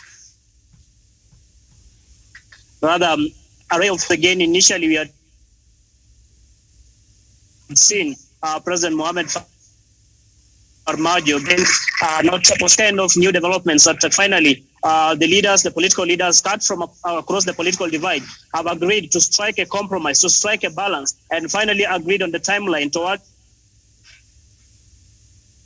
one, restoring security, ensuring that there's a ceasefire, and as far as the initial attacks are concerned, and also to ensure that we have a clear calendar towards having an election which the people of Somalia really desire. So I think it gives us hope, and more so for the people of Somalia, that finally we are going to have an election that the people of Somalia are finally going to decide democratically through the ballot who their next leaders are going to be. In this case, therefore, maybe it will provide an opportunity for the people of Somalia to decide whether they still want President Farmajo to continue being in power, or are they going to hand over this power to yet another leader? And that can only be done through the ballot. So my appeal to the people of Somalia is that they should seize the moment, take the advantage of this opportunity and ensure that they install the new leadership that they have all along desired. And that in itself, of course, means that maybe if there's any possibility, we can do away with President Farmajo, because again, he's been a major impediment for the peace, security, and stability of Somalia, and largely also trying to isolate Somalia with the rest of the region, let alone the East Africa region. Miriam, I submit. All right, thank you so much. I think I'll just give them a benefit of a doubt, because I think at this point they're cornered. They really don't have a lot of options on the table. The rest of the world is getting tired, so I think they must have these elections within this time frame that they've given. And so I'll be here watching and reporting, and hopefully, yes. Miriam, no. No benefit. Miriam, I don't buy. Yes. My dear sister, I don't buy anything which involves Farmajo. Okay. No, so I don't. Is the problem here? And I stand firm, and I'll stand firm to tell you, this is another collapse. We are only extending pain, anguish, and the suffering of the people of Somalia. You are not going to get those elections free and fair. There's no UN force. AMISOM will not be in that parliament. How will you hold it? This guy is going to be given money by the terrorist organization called Qatar and deliver the money. It's like Qatar is a terrorist sponsoring Al-Shabaab and sponsoring Somalia. Don't tell me there is an election in Somalia. The way Somalia can have election is to throw out militarily, throw this Mr. Farmajo to the Indian Ocean. Then get new leadership in place, good people who know that Kenya has fed them, feeds them, their children. They have children here who eat out of the food of the people of Kenya. Then they go and insult our people. No, enough is enough. For me, I don't see any hope. I swear before that election takes place, there will be someone to go to court to say it is already rigged. I swear before that election takes place, some of the leaders will pull out. I tell you, who is the Prime Minister? Prime Minister is being handled by Norway. Norwegian Prime Minister. Again, you see that? You see what we are heading? Where are we heading now? For me, my point is very clear. Sweep out Farmajo, get everything back to normal. I submit. And before we leave, Miriam, Dr. Nyachama. Dr. Nyachama has gone. Oh, okay, very well. Then conclude for us. Before we leave, I told you Mali will have a coup, another coup. I predicted here that those boys in Mali are playing a game. Now they have taken over finally themselves. So that was one of the topics we were to discuss. So with time, we have arrived on right time. It's about to rain. So I submit and I say thank you very much. I wish in Kisumu, tomorrow we start for 2 hours. We shall be from, I think 11, we shall be doing Sadak for 2 hours. Meanwhile, I don't know what the timetable is, Miriam.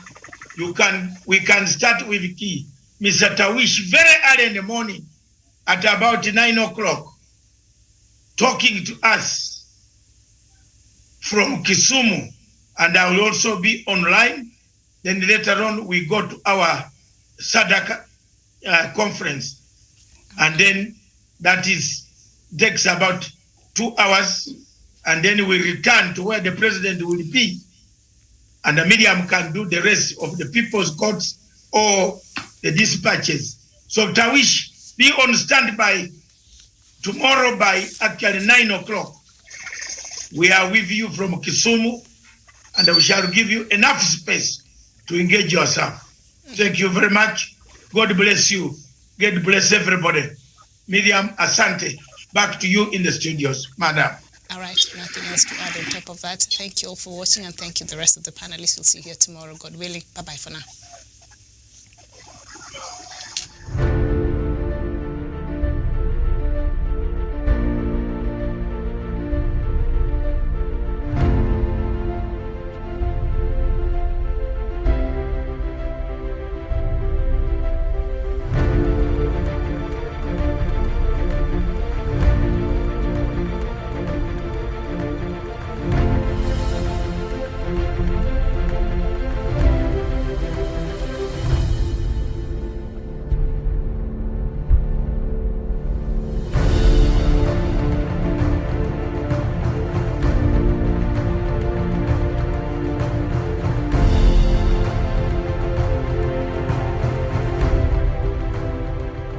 Peace must be our goal and our guide. And all that we strive for as a human family, dignity and hope, progress and prosperity, depends on peace. But peace depends on us.